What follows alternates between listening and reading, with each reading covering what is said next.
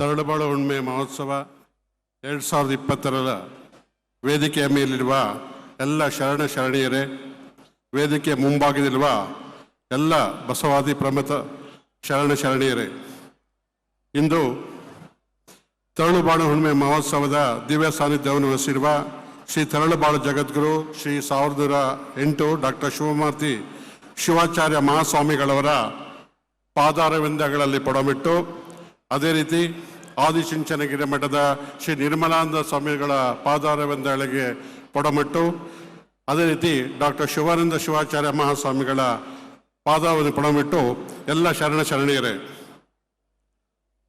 ಇವತ್ತು ವಿಷಯ ಕೃಷಿ ಮತ್ತು ಸಮಾಜ. ಇದರ ಬಗ್ಗೆ ನಾನು ಸಂಕ್ಷಿಪ್ತವಾಗಿ 10 ನಿಮಿಷದಲ್ಲಿ ಮುಗಿಸ್ತೇನೆ. ಯಾಕೆಂದರೆ 10 ವರ್ಷ ಕೃಷಿ ವಿಜ್ಞಾನವನ್ನು ಓದಿದ್ದೇನೆ. ಅದರಲ್ಲಿ ಕೃಷಿ ಕಾಯಕ ಮತ್ತು ದಾಸೋಹ ಸಂಸ್ಕೃತಿಗಳು ಒಂದಕ್ಕೊಂದು ಪೂರಕವಾಗಿವೆ. ಬಸವಾದಿ ಕಾಲದ ಶರಣ ಶರಣೀಯರು ಕೃಷಿ ಆಧಾರಿತ ಕಾಯಕದಲ್ಲಿ ತೊಡಗಿಕೊಂಡಿದ್ರು ಮತ್ತು ದಾಸೋಹ ಸಂಸ್ಕೃತಿ ಮತ್ತು ಅನ್ನವನ್ನು ಆಧರಿಸಿರುವ ಮಾಡ್ಕೊಂಡಿದ್ದಾರೆ. ಅಂದ್ರೆ ಇಲ್ಲಿ ಎಲ್ಲ ಬಂದಿರುವ ಎಲ್ಲ ಶರಣ ಶರಣರು ಹೆಚ್ಚಾಗಿ ಕೃಷಿಯನ್ನು ಒಂದು ಆದಾಯವನ್ನಾಗಿ ಅವಲಂಬಿಸಿದ್ದಾರೆ. ನನಗೆ ನನ್ನ ಊರು ಶಿವಮೊಗ್ಗ ಜಿಲ್ಲೆ, ಶಿವಮೊಗ್ಗ ತಾಲೂಕಿನ ಮೇಲ್ನಂಚವಾಡಿ. ಪೂಜ್ಯ ಶಿವಕುಮಾರ ಸ್ವಾಮಿಗಳು ನಮ್ಮ ಪಕ್ಕದ ಊರಿನವರು. ನಾವು ಹೈಸ್ಕೂಲು, ನಾನು ಸಹ ತರಳುಬಾಳು ಬೃಹನ್ ಮಠದ ಒಂದು ಶಾಲೆ ಮೇಲ್ನಂಚವಾಡಿಯ ಗ್ರಾಮದಲ್ಲಿರುವ ಅಲ್ಲಿ 3 ವರ್ಷ ನಾನು ಓದಿದ್ದೇನೆ. ನಾವೆಲ್ಲ ಓದ್ತಿರ್ಬೇಕಾದ್ರೆ ಹಿರಿಯ ಗುರುಗಳು ಶಿವಕುಮಾರ ಸ್ವಾಮಿಗಳು ನಮಗೆ ಊರಿಗೆ ಬರ್ತಾ ಇದ್ರು. ಎಲ್ಲ ಮಕ್ಕಳಿಗೆ ಉಣಬಡಿಸಲು ಆಹಾರ ಪದಾರ್ಥಗಳನ್ನು, ಅನ್ನವನ್ನು, ಅಕ್ಕಿಯನ್ನು ಪ್ರತಿ ಹಳ್ಳಿಗಳಿಂದ ತೆಗೆದುಕೊಂಡು ಹೋಗ್ತಿರು. ಆಗ ಎಲ್ಲ ಶರಣ ಶರಣೀಯರು ಕಾಯಕ ವೃತ್ತಲ್ಲಿ ಕೃಷಿ ಕಾಯಕ ಮಾಡಿರೋ ಎಲ್ಲ ಭಕ್ತಾದಿಗಳು ಪ್ರತಿ ಮನೆಯಿಂದ ದವಸ ಧಾನ್ಯಗಳನ್ನು ತಂದು ಗಾಡಿಯಲ್ಲಿ ಕಟ್ಟಿ ನಾವು ಸಿರಿಗೆರೆಗೆ ತೆಗೆದುಕೊಂಡು ಒಂದು ಮಾಡಿದ್ದೇವೆ. ಅದಕ್ಕೋಸ್ಕರ ನನಗೆ ಶಿವಕುಮಾರ ಮಹಾಸ್ವಾಮಿಗಳಂದರೆ ಬಹಳ ಅಚ್ಚುಮೆಚ್ಚು. ತರಳುಬಾಳು ಮಠದ ಶಾಲೆಯ ಉದ್ಘಾಟನೆಯನ್ನು ಸಹ ನಮ್ಮ ಗುರುಗಳು ನಡೆಸಿಕೊಟ್ಟಿರೋದು ನಮ್ಮೆಲ್ಲ ಸುದೈವ. ಸುಮಾರು 15 ವರ್ಷಗಳ ಕೆಳಗೆ ನಾನು ರಾಣೆಬೆನ್ನೂರಿದ್ದಾಗ ನಿಮಗೆ ಕೂತ್ಕೊಂಡಿದ್ದೆ. ಆಗ ಮತ್ತೆ ಹರಿಹರದಲ್ಲೂ ಸಹ ನಾನು ಭಾಗವಹಿಸಿದ್ದೆ. ಬಟ್ ಇವತ್ತು ವೇದಿಕೆಯಲ್ಲಿ ಹಂಚಿಕೊಂಡಿರೋದು ನನ್ನ ಪುಣ್ಯ ಅಂತ ನಾನು ಭಾವಿಸ್ತೇನೆ. ಪ್ರಾಚೀನ ಭಾರತೀಯ ಕೃಷಿ ನಾಗರಿಕತೆ ಬಗ್ಗೆ ಹೇಳಬೇಕು ಅಂದರೆ, ನಮ್ಮ ಕೃಷಿ 10,000 ವರ್ಷಗಳ ಹಿಂದೆ ಪ್ರಾರಂಭ ಆಯಿತು. ಅನೇಕ ನದಿಯ ತಟಗಳಲ್ಲೇ ನಮ್ಮ ಕೃಷಿ ಪ್ರಾರಂಭ ಆಯಿತು. ಆಗ ಮಿಶ್ರ ಬೆಳೆ ಪದ್ಧತಿ, ಸಾವಯವ ಗೊಬ್ಬರ, ಕೆರೆಕಟ್ಟೆಗಳನ್ನು ಪೋಷಿಸಿರೋದು ಅವನ್ನೆಲ್ಲ ಮಾಡ್ತಾ ಇದ್ವಿ. ನಮ್ಮ ದೇಶಕ್ಕೆ, ಭಾರತಕ್ಕೆ ಚಿನ್ನದ ಹಕ್ಕಿ ಎಂದು ಯಾಕೆ ಕರೀತಾ ಇದ್ರು ಅಂದರೆ, ಯಾಕಂತ ಹೇಳಿದ್ರೆ ನಮ್ಮಲ್ಲಿ ಯಥೇಚ್ಛವಾಗಿ ಮಸಾಲೆ ಬೆಳೆಗಳನ್ನು ಬೆಳೀತಾ ಇದ್ವಿ, ಸಕ್ಕರೆಯನ್ನು ಬೆಳೀತಾ ಇದ್ವಿ, ದ್ವಿದಳಗಳನ್ನು ಬೆಳೆದು ಬೇರೆ ಬೇರೆ ರಾಷ್ಟ್ರಗಳಿಗೆ ರಫ್ತನ್ನು ಮಾಡ್ತಿದ್ವಿ. ಆಗಿನ ಕಾಲದ ಚಾಲುಕ್ಯರು, ಕದಂಬರು ಎಲ್ಲರೂ ಸಹ ಅಣೆಕಟ್ಟೆಗಳನ್ನು ಕಟ್ಟಿ ಸಮೃದ್ಧ ನಾಡನ್ನು ಆವಾಗ ಮಾಡಿದ್ರು. ಆಗ ನಮ್ಮ ದೇಶದಲ್ಲಿ ಬೆಳೆಯುವ ಸಿರಿಧಾನ್ಯಗಳು, ದ್ವಿದಳ ಧಾನ್ಯಗಳನ್ನು ಮತ್ತು ತೋಟಗಾರಿಕಾ ಬೆಳೆಗಳನ್ನು ಬೆಳೆದು ಅಂದಿನ ಕಾಲದ ಆಹಾರ ಪದ್ಧತಿಗಳು ಯಾವತ್ತಿದ್ದರೆ ಸುಮಾರು 25-30 ಕಿಲೋಮೀಟರ್ ಭಾಗದಲ್ಲಿ ಬೆಳೆಯುವ ಬೆಳೆಗಳನ್ನೇ ಊಟ ಮಾಡಿಬಿಟ್ಟು ಸಮೃದ್ಧವಾಗಿದ್ದರು, ಬಹಳಷ್ಟು ಆರೋಗ್ಯವಾಗಿದ್ದರು. ಅದೇ ರೀತಿ ಒಂದು ಸುಸ್ಥಿರವಾದ ಕೃಷಿ ಆವಾಗ ಇತ್ತು, ಒಳ್ಳೆ ಹವಾಮಾನ ಪರಿಸ್ಥಿತಿ ಇತ್ತು. ಆಗ ಎಲ್ಲ ಕೃಷಿಯ ಪದ್ಧತಿಗಳು ಪ್ರಚಲಿತದಿದ್ದವು. ಒಂದು ಹಳ್ಳಿನಲ್ಲಿ ಆಗ ಏನಿತ್ತು ಅಂದರೆ, ಸಮಾಜ ಹೇಗಿತ್ತು ಅಂದರೆ, ಒಬ್ಬ ರೈತನಿಗೆ ಪೂರಕವಾಗುವ ಕೃಷಿ ಕಾಯಕಗಳಲ್ಲಿ ಕೆಲಸವಾಗಿರುವ ಎಲ್ಲರೂ ಇದ್ದರು. ಕಮ್ಮಾರರಿದ್ದರು, ಕುಂಟೆಗಳನ್ನು ಮತ್ತು ನೇಗಿಲು ಮಾಡೋಕ್ಕೆ ಬಡಗಿಗಳಿದ್ದರು, ಅಗಸರಿದ್ದರು, ಚಮ್ಮಾರರಿದ್ದರು ಮತ್ತು ಎಲ್ಲ ಕೃಷಿ 18 ಜನ ಕೃಷಿಗೆ ಪೂರಕವಾದ ವ್ಯವಸಾಯ ಕಾಯಕವನ್ನು ಮಾಡುವ ಭಕ್ತಾದಿಗಳು ಇಲ್ವಾ ಅವರೆಲ್ಲ ಇದ್ದರು. ಈಗಿನ ಪದ್ಧತಿ ಈಗ ನಮಗೆ ಮರೆಯಾಗಿದೆ. ಸ್ವಾತಂತ್ರ್ಯ ಪೂರ್ವದ ಅವಧಿಯಲ್ಲಿ ಬ್ರಿಟಿಷರು ನಮ್ಮ ಕೃಷಿಯನ್ನು ಸ್ವಲ್ಪ ಅದಲು ಬದಲು ಮಾಡಿದರು.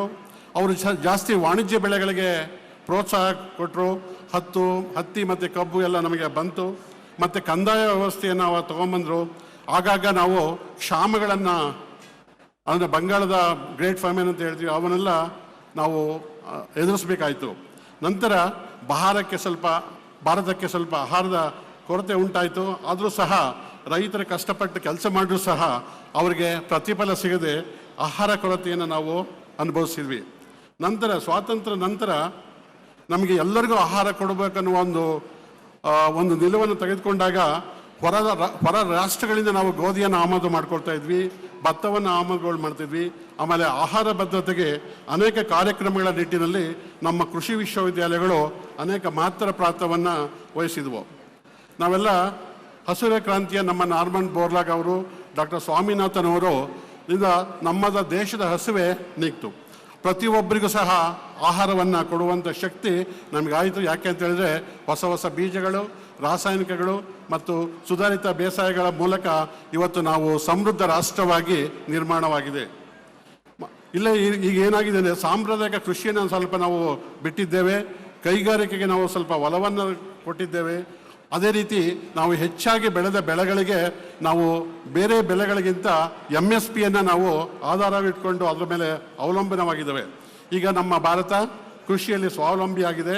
ಇದು ಕೃಷಿಯು ನಮ್ಮ ದೇಶದ ಬೆನ್ನೆಲುಬು ಮತ್ತು ರೈತರು ರಾಷ್ಟ್ರದ ರಕ್ಷಕರಾಗಿದ್ದಾರೆ. ಒಂದು ವೇಳೆ ನಮ್ಮ ದೇಶದ ಆಹಾರ ಪದ್ಧತಿ ಈ ಥರ ಇರದೇ ನಾವು ಇನ್ನೊಬ್ಬರ ಮೇಲೆ ನೆಚ್ಕೊಳ್ಬೇಕಾಯಿತು. ಭಾರತಕ್ಕೆ ಆಹಾರವನ್ನು ಒದಗಿಸುವಂಥ ಶಕ್ತಿ ಪ್ರಪಂಚದ ಯಾವುದೇ ರಾಷ್ಟ್ರಗಳಲ್ಲಿ ಇಲ್ಲ. ನಮ್ಮ ಕರ್ನಾಟಕವನ್ನು ತೆಗೆದುಕೊಂಡ್ರೆ ಪ್ರತಿಯೊಂದು ಜಿಲ್ಲೆಯಲ್ಲೂ ವೈವಿಧ್ಯವಾದ ವಾತಾವರಣ ಇದೆ, ಕ್ರಾಪ್ ಡೈವರ್ಸಿಟಿ ಇದೆ. ಎಲ್ಲ ಪ್ರದೇಶದಲ್ಲೂ ಬೇರೆ ಬೇರೆ ಬೆಳೆಗಳನ್ನು ನಾವು ಬೆಳೀತಾ ಇದ್ದೀವಿ. ಒಳ್ಳೆಯ ಕೃಷಿ ವಿಸ್ತರಣಾ ಜ್ವಾಲ ಇದೆ, ಕೃಷಿ ವಿಜ್ಞಾನ ಇದೆ, ಕೃಷಿ ಸಂಶೋಧನೆ ಇದೆ ಮತ್ತು ಕೃಷಿ ಶಿಕ್ಷಣ ಇದೆ.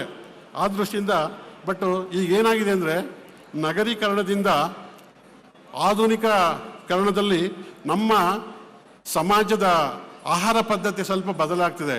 ಮೊದಲು ನಾವು ಸಿರಿಧಾನ್ಯಗಳನ್ನು ಬಳಸ್ತಾ ಇದ್ವಿ, ಈಗ ಸಿರಿಧಾನ್ಯಗಳನ್ನು ಬಿಟ್ಟಿದ್ದೇವೆ. ಇತ್ತೀಚೆಗೆ ಮತ್ತೆ ಸಿರಿಧಾನ್ಯಗಳನ್ನು ಮತ್ತು ದ್ವಿದಳ ಧಾನ್ಯಗಳನ್ನು ನಾವು ರೂಢಿ ಮಾಡ್ಕೊಳ್ತಾ ಇದ್ದೀವಿ. ಹೆಚ್ಚಾಗಿ ನಾವು ತಿನ್ನೋದು 50-60% ಅಕ್ಕಿ ಮತ್ತು ಗೋಧಿ. ಬಟ್ ಸಿರಿಧಾನ್ಯಗಳನ್ನು ನಾವು ಈಗ ಹೆಚ್ಚಾಗಿ ಬಳಸಬೇಕಾಗ್ತದೆ. ರಾಷ್ಟ್ರದಲ್ಲಿ ಕ್ಷಾಮ ಬರಲಿ ಅಥವಾ ನಮಗೆ ಏನು ಡ್ರಾಟ್ ಬರಲಿ, ಆಗ ನಮ್ಮ ದೇಶದ ಬೆಳೆಗಳು ಏನಿದಾವಲ್ಲ ಅವು ಮಾತ್ರ ಸುಸ್ಥಿರವಾದ ಒಂದು ಇಳುವರಿಯನ್ನು ನೀಡಬಲ್ಲವು. ಆ ದೃಷ್ಟಿಯಿಂದ ಕೆಲವೊಮ್ಮೆ ನಾವು ಹಳೆಯ ಸಾಂಪ್ರದಾಯಿಕ ಆಹಾರ ಪದ್ಧತಿಗೆ ಹೋಗ್ಬೇಕಂತ ಸಮಾಜ ಆಗಿದೆ. ಇವತ್ತು 140 ಕೋಟಿಗಳಿಗೆ ಜನಗಳಿಗೆ ನಾವು ಆಹಾರವನ್ನು ಉತ್ಪಾದನೆ ಮಾಡಿದ್ವಿ. ಸುಮಾರು 300 ಮಿಲಿಯನ್ ಟನ್ ಆಹಾರ ನಮ್ಮಲ್ಲಿ ಬಫರ್ ಸ್ಟಾಕ್ ಇದೆ.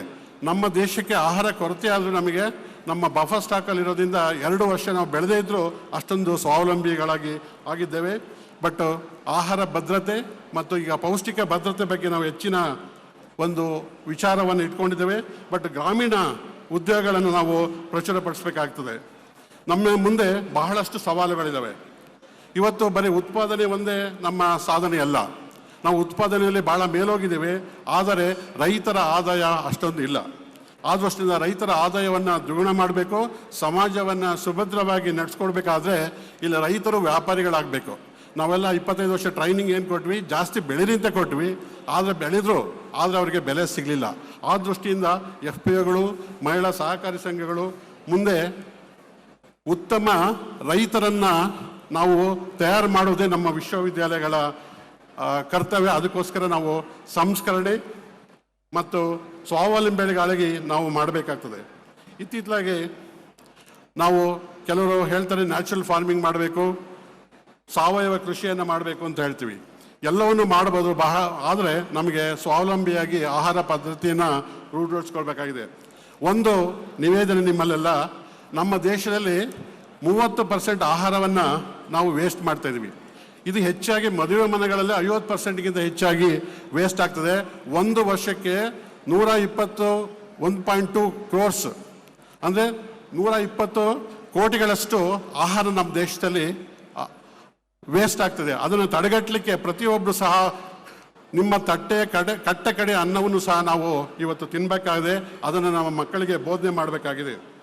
ಈಗ ನಮ್ಮ ಕೃಷಿ ಅನ್ನೋದು ಇದು ಬಿಸ್ನೆಸ್ ಅಲ್ಲ, ಇದು ಒಂದು ಸೇವಾ ಕ್ಷೇತ್ರ. ಆ ದೃಷ್ಟಿಯಿಂದ ನಾವೆಲ್ಲರೂ ಸೇವೆಯಲ್ಲಿ ತೊಡಬೇಕಾಗ್ತದೆ. ಅದಲ್ಲದೆ ನಾನು ಭದ್ರಾವತಿ ತಾಲೂಕಿಗೆ ಸ್ವಲ್ಪ ಬರ್ತೀನಿ. ಯಾಕೆಂದರೆ ನಮ್ಮ ರಾಜ್ಯದಲ್ಲಿ ಹೆಚ್ಚು ನೀರಾವರಿ ಪ್ರದೇಶ ಇರೋದು ಭದ್ರಾವತಿನಲ್ಲಿ. ಭದ್ರಾವತಿಯಲ್ಲಿ ಮೊದಲು ಕಬ್ಬು ಬೆಳೀತಾ ಇದ್ರು, ಭತ್ತ ಬೆಳೀತಾ ಇದ್ರು, ಅಡಿಕೆ ಇರಲಿಲ್ಲ. ಈಗ ಭದ್ರಾವತಿ ಫ್ಯಾಕ್ಟ್ರಿ MPM ಕ್ಲೋಸ್ ಆದಮೇಲೆ ಈಗೆಲ್ಲ ಅಡಿಕೆಗೆ ಕನ್ವರ್ಟ್ ಆಗಿದ್ದಾರೆ. ಅಡಿಕೆನ ತಿನ್ನಕ್ಕಾಗುತ್ತಾ ಇಲ್ಲ ಗೊತ್ತಿಲ್ಲ. ಯಾರ್ಯಾರು ನಮ್ಮ ಭದ್ರಾವತಿ ತಾಲೂಕಲ್ಲಿ ಅಡಿಕೆ ಬೆಳೆಗಾರರು ಇದ್ದಾರಲ್ಲ, ಅವರು ಸ್ವಾವಲಂಬಿಗಳಾಗಿದ್ದಾರೆ, ಆರ್ಥಿಕವಾಗಿ ದೃಢವಾಗಿದ್ದಾರೆ, ಇನ್ನೊಬ್ಬರಿಗೆ ಮಾರ್ಗದರ್ಶನ ಮಾಡೋರಾಗಿದ್ದಾರೆ.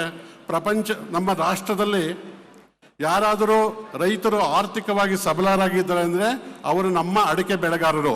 ಸೊ ತಮ್ಮ ಪ್ರೋತ್ಸಾಹದಿಂದನೇ ಇವತ್ತು ಇಷ್ಟೊಂದು ವೈಭವವಾಗಿ ವಿಜೃಂಭಣೆಯಿಂದ ನಾವು ತಳುಬಾಳು ಹುಣ್ಣಿಮೆಯನ್ನು ನಾವು ಭದ್ರಾವತಿಯಲ್ಲಿ ಮಾಡ್ತಾ ಇದ್ದೇವೆ. ಆದರೂ ಸಹ ಅದರೊಳಗೆ ಬೇರೆ ಬೇರೆ ಬೆಳೆಗಳನ್ನು ಬೆಳೀರಿ ಅಂತೇಳಿ ನನ್ನ ಒಂದು ನಿವೇದನೆ. ಅದೇ ರೀತಿ ಅನ್ನ ದೇವರ ಮುಂದೆ ಇನ್ನು ದೇವರು ಒಂಟೆ, ಆ ದೃಷ್ಟಿಯಿಂದ ಮತ್ತು ಕೃಷಿ ಕಾಯಕದ ಮೇಲೆ ಸಮಾಜ ಹೇಗೆ ಡಿಪೆಂಡ್ ಆಗಿದೆ ಅಂದರೆ, ಕೃಷಿಯಿಂದ ಶೇಕಡ 15-16% ನಮಗೆ GDP ಆಗ್ತದೆ. ಬಟ್ ಶೇಕಡ 100ರಷ್ಟು GHP ಗ್ರಾಸ್ ಹ್ಯಾಪಿನೆಸ್ ಪ್ರಾಡಕ್ಟ್ ಬರೋದು ನಮ್ಮ ಕೃಷಿಯಿಂದ ಮಾತ್ರ. ಯಾಕೆಂದರೆ ನಮ್ಮಲ್ಲಿ ಯಾರ್ಯಾರು ಡಿಪೆಂಡ್ ಆಗಿದ್ದಾರೆ ಅಂದರೆ, ಹಣ್ಣು ಮಾರೋರು ನಮ್ಮಲ್ಲಿ ಡಿಪೆಂಡ್ ಆಗಿದ್ದಾರೆ, ಹೂವು ಮಾರೋರು ನಮ್ಮಲ್ಲಿ ಡಿಪೆಂಡ್ ಆಗಿದ್ದಾರೆ, ದವಸ ಧಾನ್ಯಗಳನ್ನು ಮಾರಾಟ ಮಾಡೋರು ಡಿಪೆಂಡ್ ಆಗಿದ್ದಾರೆ, ಹಾಲನ್ನು ಕುಡಿಯೋರು ನಮ್ಮಲ್ಲಿ ಡಿಪೆಂಡ್ ಆಗಿದ್ದಾರೆ. ಇವನ್ನು ನಮ್ಮ ಪೂಜೆಗೆ ಊದುಬತ್ತಿ ತಯಾರು ಮಾಡಲಿಕ್ಕೆ ನಾವೇನು ಬಿದಿರು ಕಡ್ಡಿ ಉಪಯೋಗಿಸ್ತೀವಿ, ಅದು ಸಹ ಕೃಷಿಯಿಂದ ಬರ್ತದೆ. ತಾವೆಲ್ಲ ಬಟ್ಟೆಗಳನ್ನು ಏನು ಉಟ್ಕೊಂಡಿದ್ದೀರಿ ಅದು ಸಹ ಕೃಷಿಯಿಂದ ಬರ್ತದೆ. ಮನೆ ಕಟ್ಟಲಿಕ್ಕೆ ಕೃಷಿಯಿಂದ ಬರ್ತದೆ. ಪ್ರತಿಯೊಬ್ಬರು ಸಹ ಕೃಷಿಯಿಂದ ಸಮಾಜದ ನಿರ್ಮಾಣವನ್ನು ನಾವು ಮಾಡ್ತಾ ಇದ್ದೇವೆ. ಈಗ ಸಮಾಜ ಯಾವ ರೀತಿ ಬದಲಾಗ್ತಾ ಇದೆ ಅಂದರೆ, ನಾವು ಕೆಲವು ಹಳ್ಳಿಗಳಲ್ಲಿ ಸರ್ವೆ ಮಾಡಿದಾಗ 50 ವರ್ಷಕ್ಕಿಂತ ಮೇಲ್ಪಟ್ಟ ರೈತರು ಜಾಸ್ತಿ ಇದ್ದಾರೆ. 50 ವರ್ಷಕ್ಕಿಂತ ಮೇಲ್ಪಟ್ಟ ಕೆಳಗಿನ ಜನಗಳು ಎಷ್ಟಿದ್ದಾರೆ ಅಂದರೆ, ಯುವಕರು ಶೇಕಡ 25% ಇದ್ದಾರೆ. ಇದು ಭವಿಷ್ಯದಲ್ಲಿ ನಮಗೆ ಒಂದು ಚಿಂತನೆಯನ್ನು ಮಾಡ್ತಾ ಇದೆ. ಮರಾಠವಾಡ ರೀಜನಲ್ಲಿ ನಾವು ಸರ್ವೆ ಮಾಡಿದಾಗ 50ಕ್ಕಿಂತ ಹೆಚ್ಚು ವಯಸ್ಸಾದವರಿಗೂ ಸಹ ಯಾರೂ ಹೆಣ್ಣು ಕೊಟ್ಟಿಲ್ಲ, ಅವರು ಮದುವೆ ಆಗಿಲ್ಲ. ಸಾಮಾಜಿಕದಲ್ಲಿ ಸ್ವಲ್ಪ ಅಭದ್ರತೆ ನಮಗೆ ಇವತ್ತು ಕೃಷಿ ಕ್ಷೇತ್ರದಲ್ಲಿ ಕಾಡ್ತಾ ಇದೆ. ಎರಡನೇದಾಗಿ, ಯಾರು ರೈತರು ಆರ್ಥಿಕವಾಗಿ ಸಬಲರಾಗಿದ್ದಾರೆ, ಯಾರು ಯುವ ರೈತರು ಆರ್ಥಿಕವಾಗಿ ಸಬಲರಾಗಿದ್ದಾರೆ, ಅದರಲ್ಲಿ ಶೇಕಡ 50ಕ್ಕಿಂತ ಹೆಚ್ಚು ನಮ್ಮ ಯುವಕರು ಮದ್ಯಪಾನವನ್ನು ಮಾಡ್ತಾರೆ. ಸುಮಾರು 50 ವರ್ಷಗಳಿಗಿಂತ ಮುಂಚೆ ಸಾವಿಗೆ ಈಡಾಗ್ತಾರೆ. ಇದು ಆತಂಕದ ಸಂಗತಿ. ಆದರೆ ಸಮಾಜದ ಹಿತದೃಷ್ಟಿಯಿಂದ ನಾವು ಹೆಚ್ಚು ಯುವಕರನ್ನು ಕೃಷಿಗೆ ತರಬೇಕಾಗಿದೆ ಮತ್ತು ಸ್ವಾವಲಂಬಿಗಳನ್ನು ಮಾಡಬೇಕಾಗಿದೆ. ದುಶ್ಚಟಗಳಿಂದ ದೂರ ಮಾಡಬೇಕಾಗಿದೆ. ಸಮೃದ್ಧ ರಾಷ್ಟ್ರವನ್ನು ಕಟ್ಟಬೇಕಾದ್ರೆ ನಮ್ಮ ಯುವಕರ ಪಾತ್ರ ಭಾಳಷ್ಟು. ಅದೇ ಅಲ್ಲದೆ ಯುವಕರು ಸಹ ಕೃಷಿಗೆ ಬರಬೇಕು. ಈಗ ನಾವೆಲ್ಲರೂ ಸಹ ಕೃಷಿಯ ಕಡೆಗೆ ಒಲವನ್ನು ತೋರಿಸಿ ಕೃಷಿಯನ್ನು ಸಮೃದ್ಧ ಮಾಡಿದರೆ ಈ ದೇಶ ಉಳಿತದೆ, ಈ ನಾಡು ಉಳಿತದೆ.